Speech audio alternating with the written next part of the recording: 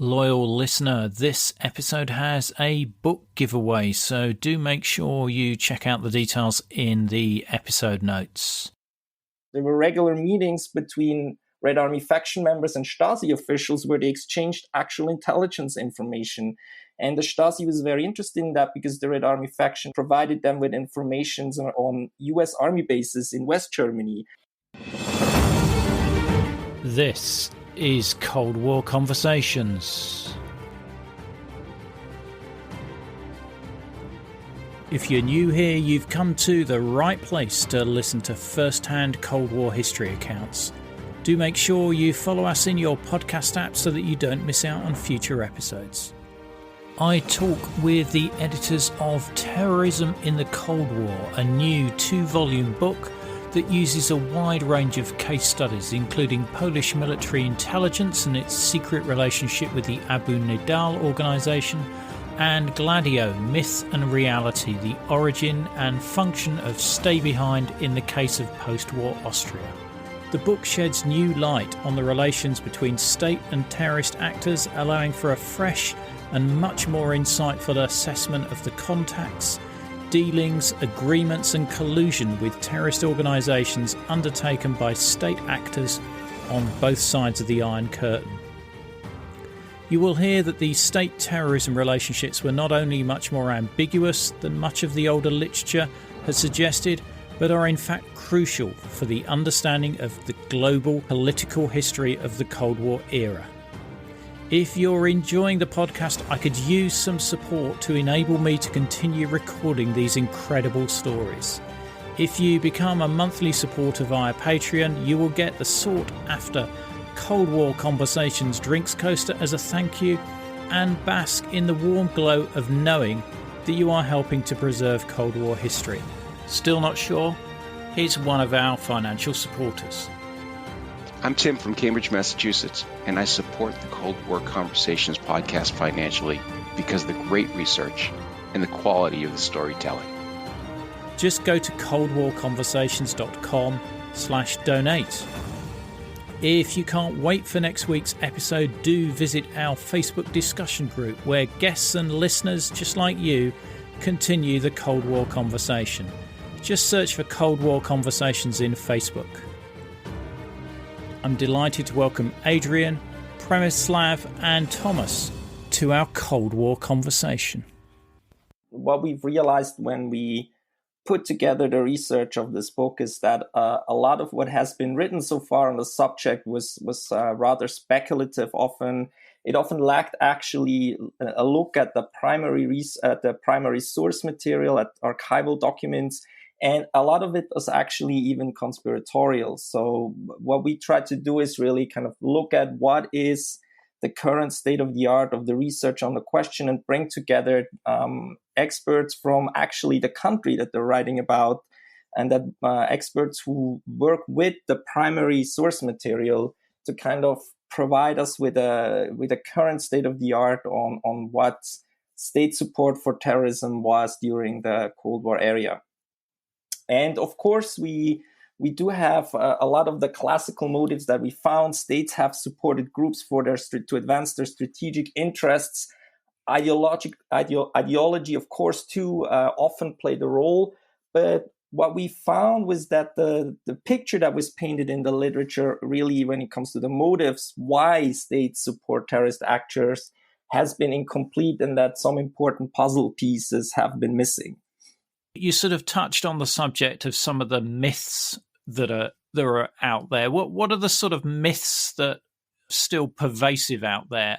Well, if you look at how that question was discussed, actually the research on the question started in the Cold War itself, and it has really been embedded in Cold War discourse itself. So we had in the West this tendency to see these various terrorist organizations, Middle Eastern, left-wing, partly even right-wing, to be portrayed as some sort of puppets of the communist governments and intelligence services behind the Iron Curtain. There is this idea that they would be used by Eastern European and Soviet intelligence as kind of a spearhead, a weapon in the Cold War struggle to undermine Western democracy. in some sort of conspiratorial narrative that in this form, at least, doesn't hold up to the insights we get from the Eastern European archives today. And it's kind of a mirror image of that play. We've also seen a discourse in Eastern Europe, at least until the turn around 1990, which kind of lives on among particularly left-wing intellectuals, is that a lot of this Cold War terrorism, especially right-wing terrorism, was guided by the CIA in concert with other Western European intelligence service. Gladio is a big concept that's often mentioned in that context. Thomas Riegler will certainly add something to that. And equally, when we look at least the available documents, archival sources that are around, this narrative also cannot be backed up. So, Adrian, it sounds like the conspiracy theory that's expanded by some authors doesn't really hold water. So what is the rationale around Cold War terrorism? Well, first, I might want to add that there were some individual instances or there are some cases where the two superpowers, the Soviet Union and the United States, did use groups that use terrorist violence within their geopolitical rivalry. The most famous, or one of the most famous cases, might be the cooperation between the KGB, Soviet Intelligence Service, and the Popular Front for the Liberation of Palestine, a Palestinian militant faction within the PLO, which cooperated with the KGB in the early 1970s. They received a lot of weapons, trainings, and money, and the KGB, in return, asked the group to commit to an attack on an Israeli tanker, the Coral Sea, in 1971. So that obviously was kind of an offensive use within, you could say, the geopolitical rivalries of the day. In the US, one could mention the support for groups in Nicaragua that use terrorist violence, or the support for anti-Castro terrorist groups by the CIA. So there were a few instances where this geopolitical rivalry directly led to offensive use of groups, even though obviously there was not this big conspiracy or master plan that has been claimed by the conspiracy theories. But if we go away from that, the motives were often very different. There were also use of terrorist groups to gather intelligence on the Cold War enemy. There is an example that we describe in the book, a very fascinating article on the use again of the PFLP, where the KGB tasked them to abduct a CIA officer in Beirut with the aim to gain intelligence, secret information from him. But the PFLP declined this wish of the KGB, which also shows that they were not simply puppets and kind of maintained their independence as well. And then we have seen that these terrorist groups were often really used as sources to gain intelligence on the Cold War enemy. This is also not surprising if we see that these terrorist groups actually cooperated usually with intelligence agencies when they cooperated with state actors. There's an example of the UK also here. In 1977, there was some contacts made between the KGB and the IRA during the time of the hot phase of the Northern Ireland conflict.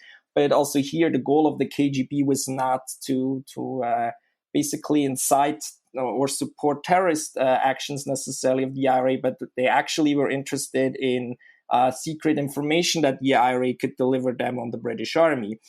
So again, here there is this hope that these militant groups could deliver secret information, intelligence, that they would basically act as intelligence sources as well on the Cold War enemy, which we see a lot of example. The Stasi used the Baader-Meinhof group, the Red Army faction in that sense, and there would be a couple of other examples as well. And then we have cases which I think Przemysław will later tell us a little bit something, where terrorist groups could be used by states, particularly in Eastern Europe, to go around embargoes, or also to basically just simply gain hard currency through, as they were acting as brokers of weapons deals. But Przemysław will tell us much more about that. He wrote a fascinating chapter in the book on the relationships of Polish military intelligence with Middle Eastern terrorist groups.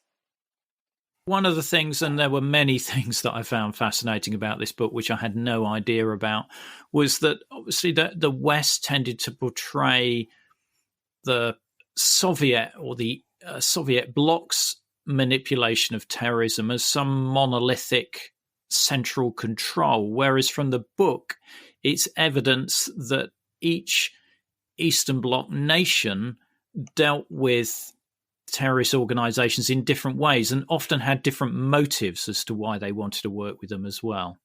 Absolutely. And I think that's an important distinction to make. If we take the GDR, the German Democratic Republic, for example, who probably was given the most extensive support to terrorist organization among the Eastern European satellites, the situation looks very different there when it comes to support for terrorist organizations than let's say in Bulgaria, for example. So there was not like a joint or common policy, although there was some sort of coordination on certain organizations, on how to handle certain organization or certain policies that they interestingly often also called counterterrorism. But generally speaking, there was no overarching comprehensive joint policy, but the different states had very different approaches to different groups. Yeah, because with the GDR, the evidence that was appearing certainly post the Wende was that there was quite extensive training of the Red Army faction by the GDR military, and also by the civilian intelligence service from within the Ministry of State Security. Yes, if we just look at these facts, then they look rather extensive. There was training. There were different sort of support that was provided to the Baader-Meinhof group by the Stasi. But if we have a little bit of a closer look, the situation does look a little bit different. This is also a good example, actually, that you bring up, Ian, is that we can't look at this in a static way. The Cold War was not kind of a frozen conflict for 5 decades or for 4 or 5 decades where things were the same all the time and it was just a structure, but it was also a historical conflict that evolved, and the relationships between these intelligence services and the terrorist groups also evolved. And when we look at the relationship between the Stasi and the Red Army faction, it's interesting that in the 1970s, the Stasi actually was very hesitant to really provide active support to the Red Army faction. Ulrike Meinhof, the early leader of the Red Army faction, had approached the Stasi as early as 1970 and asked for a cooperation to use the GDR as a staging ground for their initiative against West Germany, but the Stasi outrightly denied that or didn't allow her to use the GDR. And later in 1979, the second generation of the Red Army faction again tried to get some support and listen some support from the Stasi, and again was turned down by the Stasi, who did allow the Red Army faction to use the GDR basically as a transit zone when they were at large from West German authorities, or when they wanted to get to the Middle East, to Middle Eastern Palestinian training camps.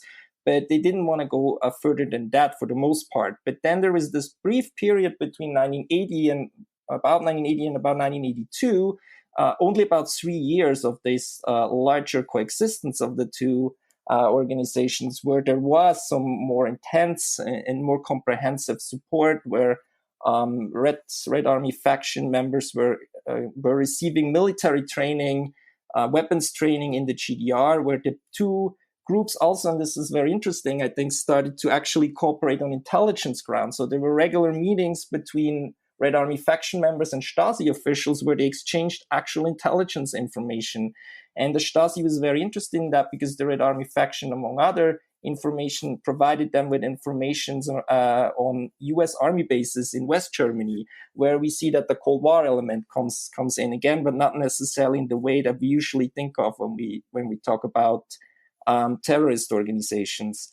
Also, a number of Red Army faction members were allowed to kind of go into retirement in the GDR at that time. But again, here we see it was not some offensive conspiracy against the West, because the condition was that these Red Army faction members would retire for good and lay down in the GDR. They weren't supposed to become operatives for the Stasi when they resettled into the GDR. But then already in like 1983, 1984, the Stasi started to basically wind down the active support for the Baader-Meinhof group again. So it was a relatively short period of time in the early 1980s where there really was an active support that included trainings and intelligence support. The Red Army faction did carry out some attacks on NATO directly. There was a rocket attack, I think, on a US general. Did the GDR sanction that or co-plan that, or were they quite shocked by that? I haven't seen any evidence. Thomas, do you have anything on that question? Well, there was some rocket. They trained them to use rocket-propelled grenades, and this method of attack was used against NATO General Haig, for example, and against another US military official, at least 2 times.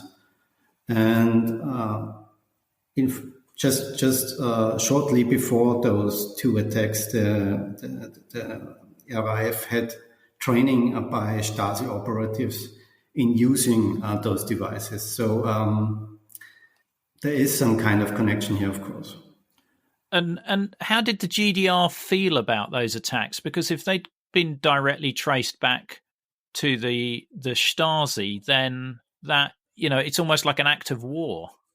I mean, this wasn't public information at that time. It was like, okay, the RAF uses this kind of weapons and everything, but there were, of course, rumors about involvement of Eastern European secret services and everything. And the question was always, where get those guys the training from and everything. But we only know about these proceedings from the Stasi archives, and that happened after 1989, of course. Yeah, and obviously some of those documents were destroyed before, so we haven't necessarily got the full picture from the Stasi archive. Exactly. Again, one of the things that I found really interesting was the fact that the Italian Red Brigades turned down Soviet aid and actively distanced themselves from any of the Soviet Bloc nations. Yeah, I'm not an expert on the Red Brigades, but it's correct that the newest research by some young scholars who are familiar with the Red Brigades kind of came to that conclusion that they were very hesitant, in fact, to get too much involved, that they turned down most of that they interestingly also turned down actually an offer from the Mossad to cooperate as well, besides of all the Eastern European approaches. So there seems to have been a big hesitancy to get too much involved outside state actors, probably from a fear of losing their independence. Well, so let me just get that right. So the Mossad were interested in working with the Red Brigades. The details are somewhat shrouded in mystery, but there was apparently an offer to provide money, assumingly probably in return for the Red Brigades to provide them information on their Palestinian cooperation partners, assumingly.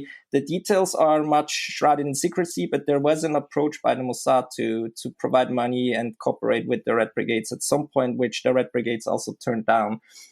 There are actually comparable offers from the Eastern Bloc that they turned down. And in interesting cases, there was this famous abduction of General Dossier, an American general, James Dossier, who was stationed in Italy and was abducted by the Red Brigades in late 1981.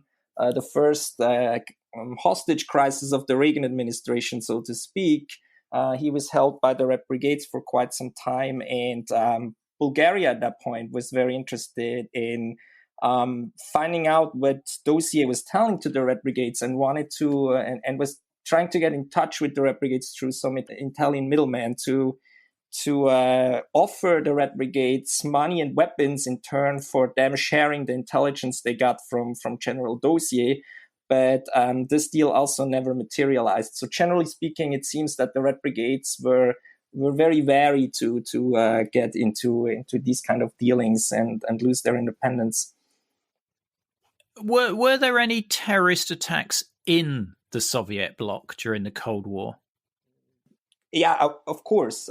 That's really also one of these myths that's sometimes flabbergasting when you read it in 2021, that the Soviet bloc was free of terrorist attacks. Not, of course, it's also true that there were, if you look at the quantity and the quality of the attacks, there were much more and heavier attacks in Western Europe compared to Eastern Europe. It was a larger security issue, so to speak, in the West. But there were also significant attacks in the East of different quality. If we just think about Yugoslavia, where we had Croatian anti-communist nationalists, terrorists who committed a large range of attacks over several decades, including dozens of bombings, assassination attempts, and also actually a couple of airplane hijackings. So there is that, and then there were occasional attacks in Eastern Europe as well, which were just enough of them that the Eastern European intelligence services were maybe partly paranoically, but certainly also always afraid that this terrorist violence could spill over fully into the Eastern Bloc and also threaten the stability of the dictatorships in Eastern Europe.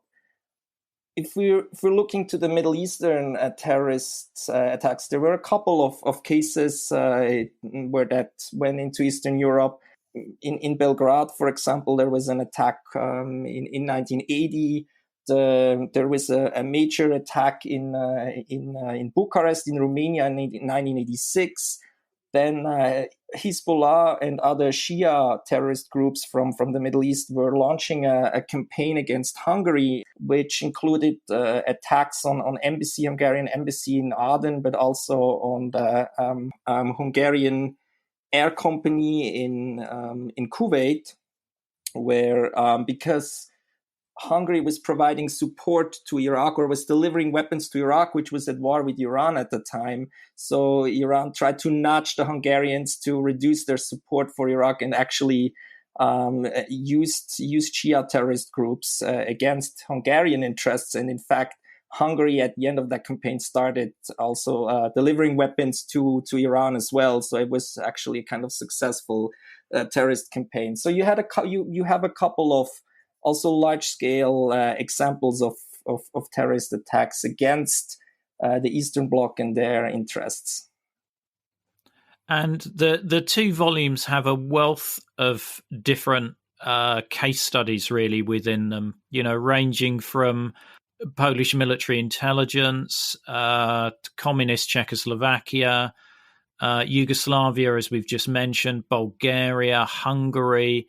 There's a section on North Korea as well. If you have an interest in this area, I do recommend these two volumes. But what I wanted to do now was to just drill into a couple of the case studies. So this will give you a flavor as to the detail that you'll enjoy in this book. And we have Przemysław, who has written a section on Polish military intelligence and its secret relationship with the Abu Nidal Organization.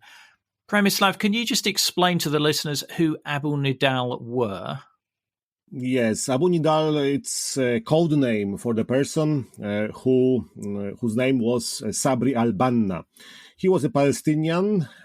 He belonged to the PLO, but then rejected the ideas of Yasser Arafat and formed his own organization, his formed group, which he called Fatah Revolutionary Council, which was later known as Abu Nidal Organization. He was the mastermind, the boss, the leader of, I would say, even sectarian group, which political program embrace independent Palestine and no any talks with Israel. So his political line excluded any kind of agreements or talks or even relationship with Israel.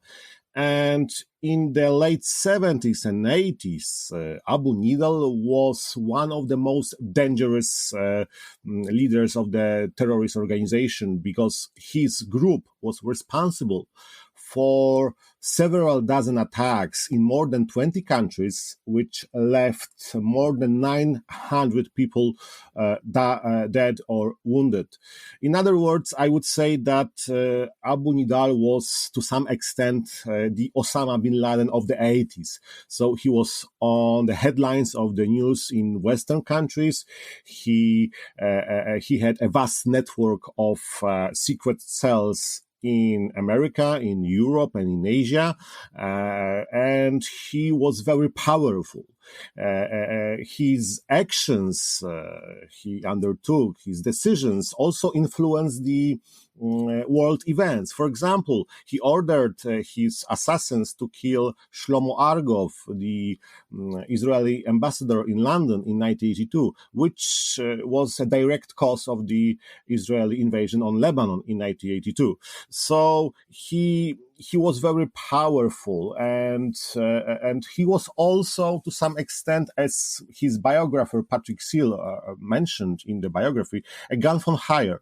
A gun for hire because he maintained a relationship with different states in the Middle East and in Europe. For example, in Iraq, with Syria, and with Libya in the late 80s. So he used that relationship in order to obtain material support, like weapons, like funds, like logistic support, and he switched very often the sides of the Cold War rivalry. So he was very dangerous, and to some extent, he also chose Poland as his country where he might do some business and forge some kind of a secret relationship.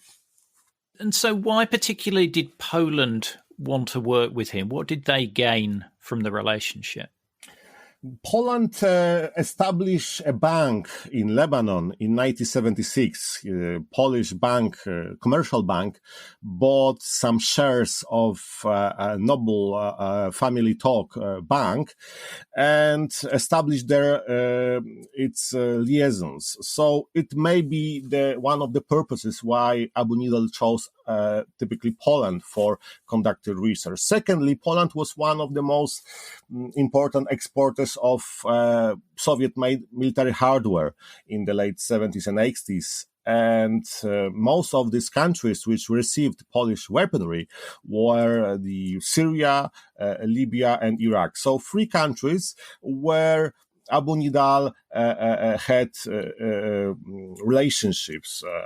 Chronologically would be Syria, Iraq, and Libya.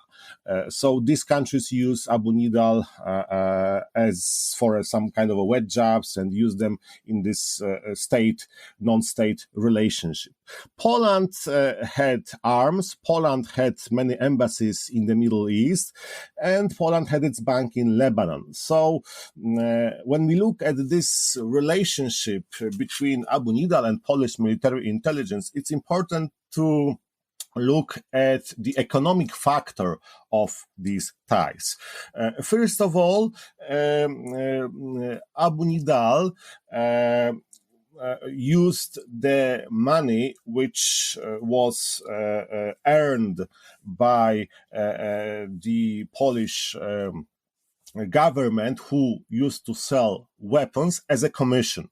So, let's look. I give you an example. Poland was selling tanks to Iraq in 1981 because Iraq wanted badly tanks because of the war with Iran. And who was the broker in this deal? The broker was Abu Nidal Organization. The middleman in this arms deal was Abu Nidal. And in turn, they received commission money, which was very hefty, taking into account the final amount of the sale, which was several dozen million US dollars. And so he used to earn this money by organizing some kind of a brokerage between Middle Eastern governments for Polish People's Republic. And that was one of the sphere of the relationship. The second was intelligence sharing. So the Polish military intelligence used this group in order to obtain some information about Middle East, about other different groups, about PLO, about also Israel and its actions in Lebanon. And thirdly, it was also embargo goods, which were very important for Polish economy and the Polish military intelligence. They wanted to obtain Western-made military equipment, and this kind of international terrorist organization, they had many contacts, they had many secret cells in Western countries, in Africa and in other parts of the world, where they can acquire such embargoed goods, which were put on the COCOM list. So Abu Nidal shared this kind of weaponry, and recently I encountered in a very interesting example in 1981, the Abu Nidal Organization was able to provide Polish military intelligence the whole M16 tank, which was captured on the battlefield on the near the Iranian and Iraqi border. So that was ample evidence, a very, I would say, visible proof of why these relationships, what was important and what was the driving force. There was no ideology in this relationship. So it's purely a pragmatic relationship that, that both sides were getting something out of it. Exactly. And I don't see, when looking at the Polish relationship with different Middle Eastern organizations, I don't see any kind of ideology. Of course, there were contacts, for example, with PFLP and DFLP. So the most Marxist organizations among the Palestinian movement. But can you just describe who those acronyms are? Popular Front for the Liberation of Palestine and Democratic Front for the Liberation of Palestine, and both these organizations had its Marxist roots.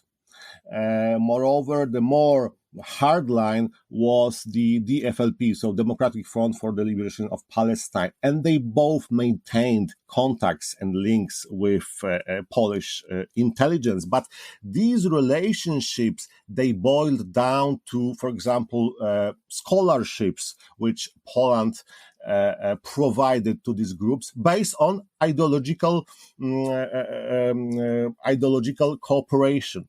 When it comes to, for example, military support or intelligence support, of course, the Poles were gleaning intelligence, but there was no close cooperation in that matter. Actually, when the PFLP, so the Popular Front for the Liberation of Palestine, wanted to acquire some weapons, they had to pay for them. And the declassified documents from the Polish arms company clearly indicate that the PFLP was paying for the weapons, so they did not get that for free. Right. And when you're researching this, is this a lot of this information from the Polish military intelligence files that still exist?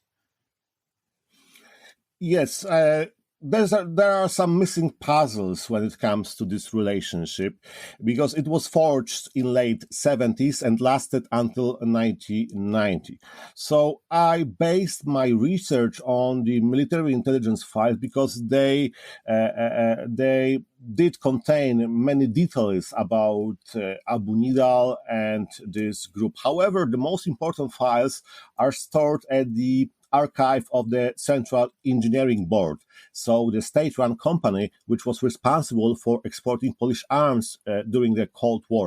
And most of these files are still classified. So I can only, to some extent, paint the broad picture of the collaboration between Polish military intelligence and Abu Nidal Organization, but I can't estimate how actually it was worth when it comes to money for the Polish budget, because we do know that this collaboration embraced different spheres. For example, and we do have here like this Swiss connection.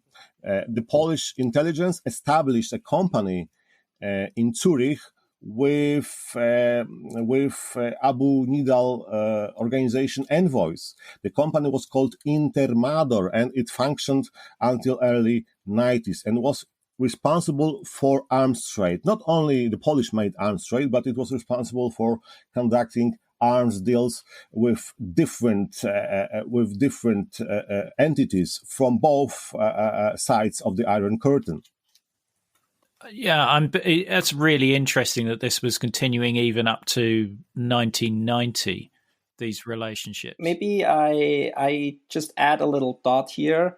I think the case study that Przemysław outlines is really interesting in that it shows how the Cold War, the broader scope of the Cold War, affected these relationships between states, intelligence services, and terrorist organizations in ways that a lot of scholars and we for a long time didn't really think of. I mean, one is this economic straitjacket of the Comecon, of the economies in socialist Eastern Europe, where these arms companies, as Przemysław outlined it, were kind of usually selling their weapons and being paid in rubles.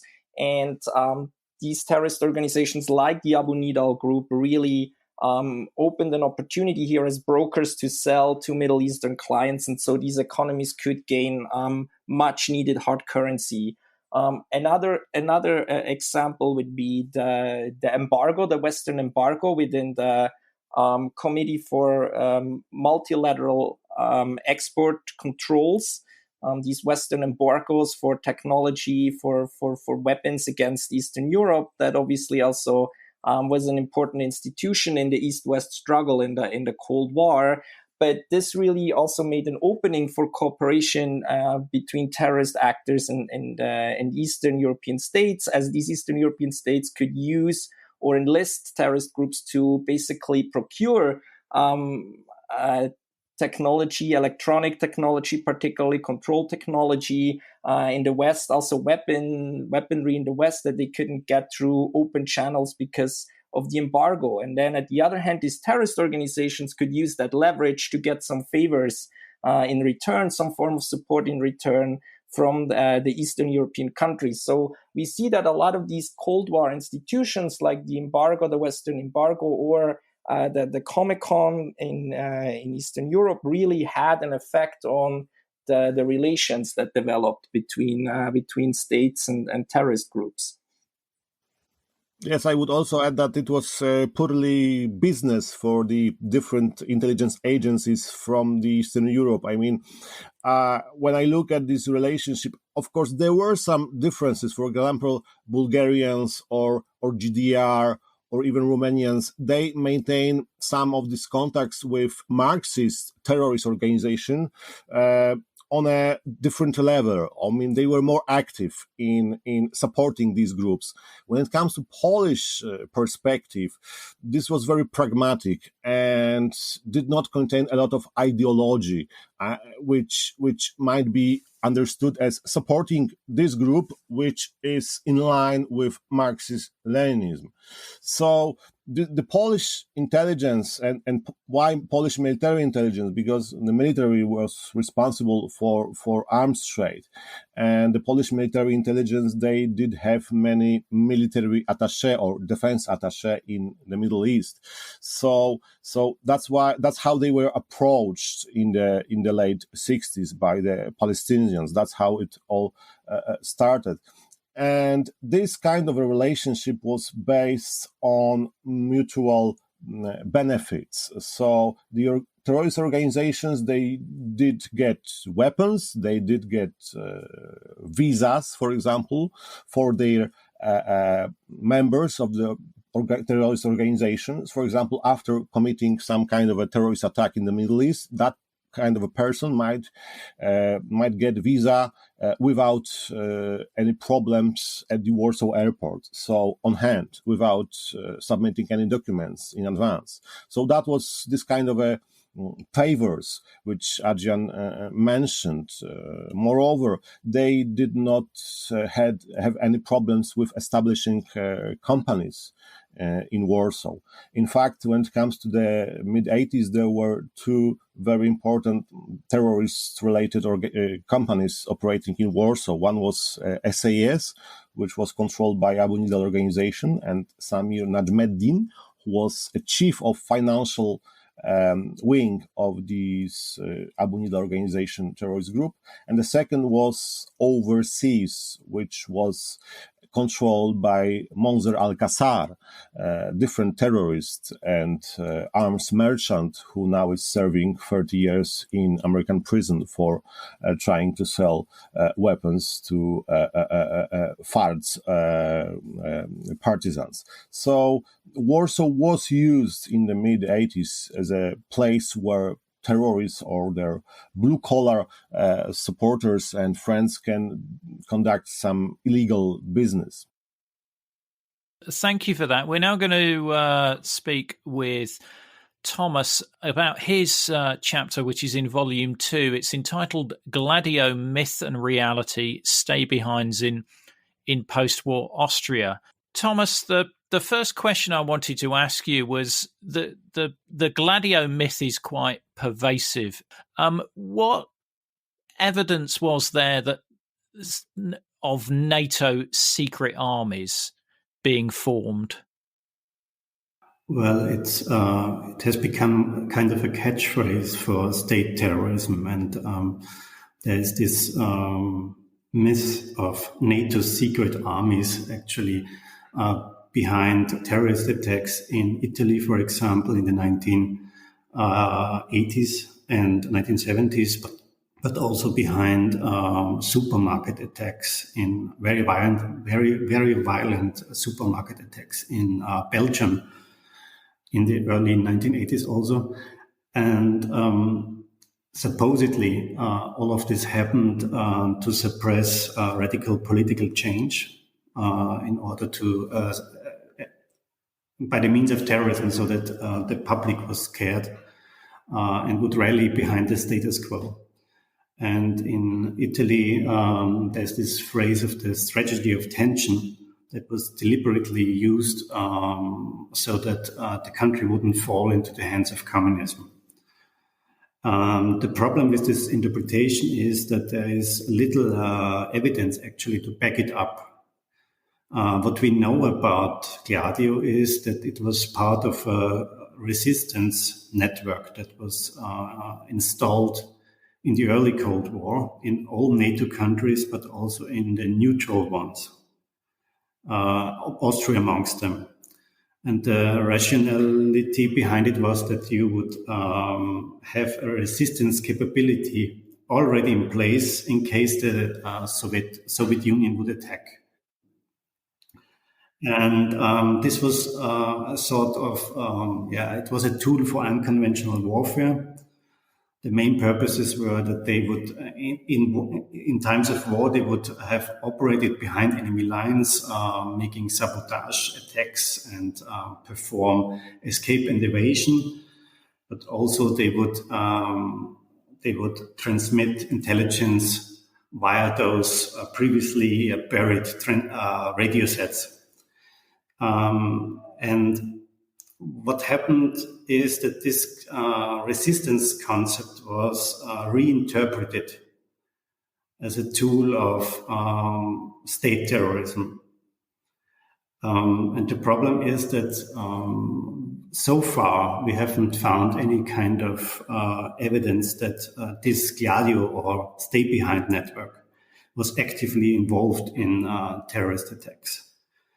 But there is ample evidence that the intelligence services of some countries installed a kind of parallel units who often cooperated with right-wingers. Italy is the prime example for that. Yeah? And those Gladio units that were not officially part of the NATO network, those obviously had some connection to the intelligence services, and they were used for a string of attacks starting in 1969 up till the Bologna bombing in the early 1980s. Yeah, Gladio is, it was the name for the Italian stay behind, but as you say, has become synonymous with any stay behind unit. Where were they recruiting these people from? Were they presumably they were ex-military or at least ex-security forces or something like that? That depended very much on the country in question. In the case of Austria, for example, there were many military veterans recruited, especially the ones who were able, who had already an experience as radio operators. In other countries, this was purely a military affair and managed by the intelligence services. But in the case of Germany, West Germany and Austria, there was a big demand to recruit former Wehrmacht soldiers. How much was the British or the Americans involved in somewhere like West Germany? The British intelligence actually created the first stay-behind networks in Austria in the southern province of Carinthia, which obviously was a kind of precaution measure against Yugoslavia. The British also had stay-behind networks in West Berlin and trained them in a wooded area of the city. And there were also some arms caches in that forest. So both America and Great Britain were very much active actually behind managing the business of stay-behind. Yeah, we have an interview with a member of Detachment A in one of our previous episodes who served in Berlin, and his story is a very interesting story. I think the Austrian example that you go into more detail about is particularly interesting because Austria's position in the early Cold War is relatively unknown to the general reader around the Cold War, because Austria was divided like Germany into different occupation zones, and its capital Vienna was divided into occupation zones. Anybody who's watched the Third Man film will be familiar with that. So the British and the American involvement starts. Well, it starts whilst they still have the occupation zones, but what I found particularly surprising is it continues post-independence as well. Yes, it started already in 1948-49 when the CIA kind of recruited the first radio operators for its Operation Iceberg. But then in the 1950s, the Americans shifted responsibility, for example, for guerrilla warfare and sabotage onto an Austrian outfit that was created inside a labor organization. That's a very interesting aspect of the Austrian example, that labor organizations played a big part in it because they were very much anti-communist. And one of its leaders was he was very close to the CIA, and he kind of ran his own private army to some degree. And at one point, he even became interior minister, and he had this partisan organization still under him. When he ran into trouble a few years afterwards, he destroyed all the records about this project. And that makes of course, an examination very very difficult because so many records were lost. So how have you managed to research this with the lack of some of the records? How have you pieced it together? Well, there are not many Austrian records available, but the CIA has released a lot of material due to the Nazi War Crimes Declassification Act, and which can be searched online.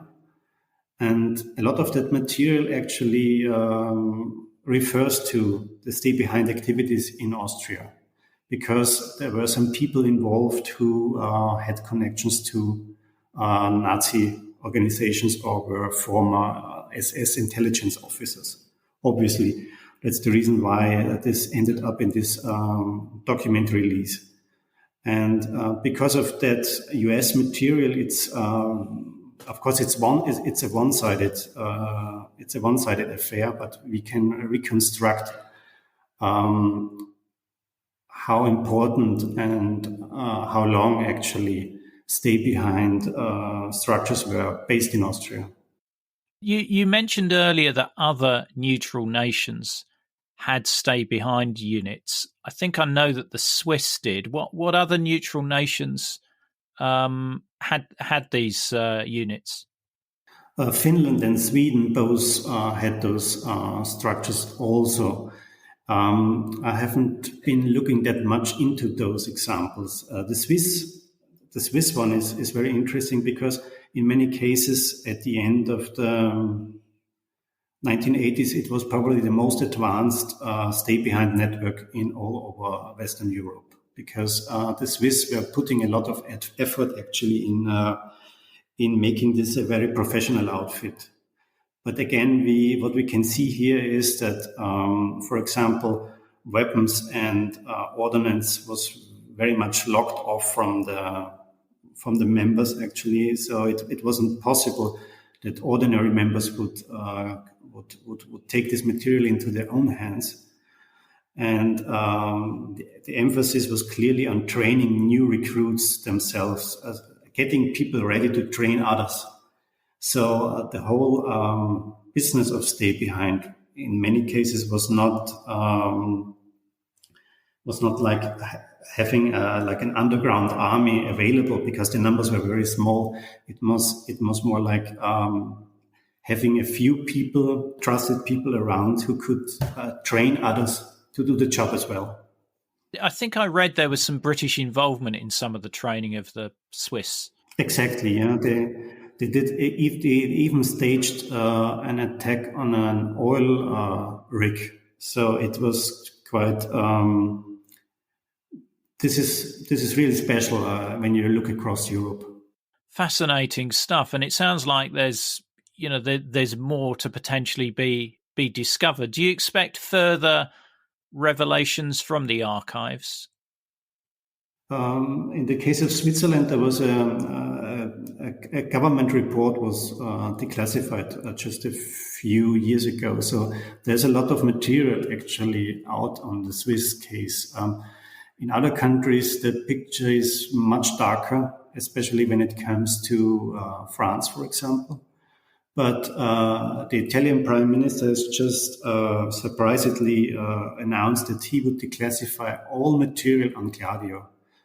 And this would mean, of course, that's a big announcement, of course. Yeah.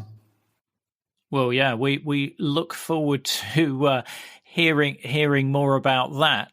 What about the United Kingdom? I mean, the UK did develop a stay-behind network during World War II called the Auxiliary Units. What about during the Cold War? Did they build a similar structure?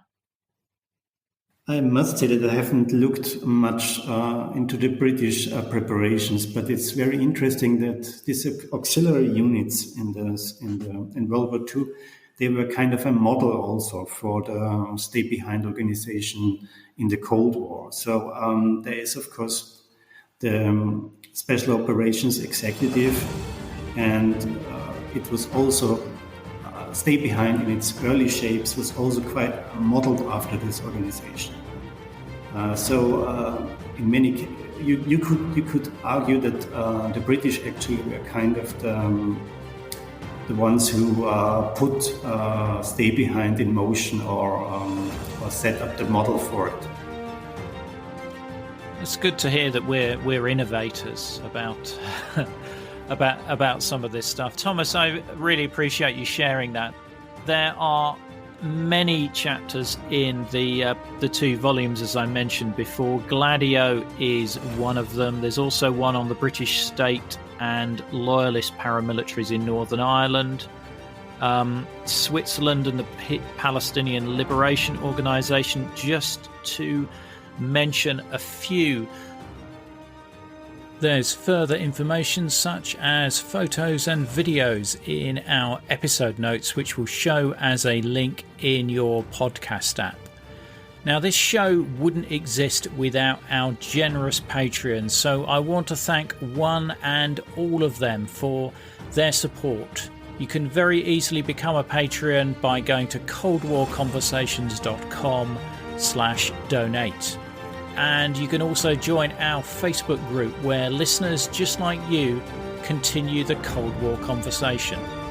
Thanks very much for listening. It is really appreciated. Goodbye.